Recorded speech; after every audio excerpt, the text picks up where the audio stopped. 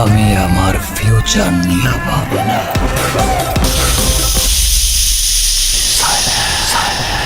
আবারও নতুন সিনেমা নিয়ে সুখবর দিলেন ঢালিউড সুপারস্টার শাকিব খান ও নির্মাতা মেহেদী হাসান হৃদয়।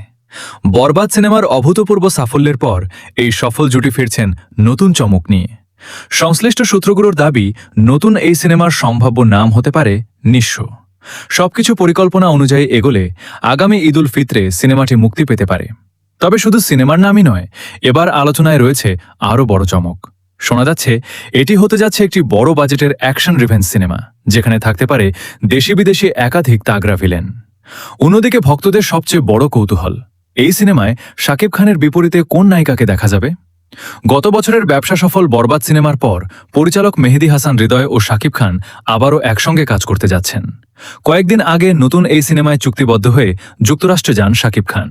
এরপর সামাজিক যোগাযোগ মাধ্যমে পরিচালক ও প্রযোজকদের সঙ্গে একটি ছবি প্রকাশ করে তিনি লেখেন, বরবাদ টিম আবার ফিরছে, চলুন আবারও ইতিহাস করি।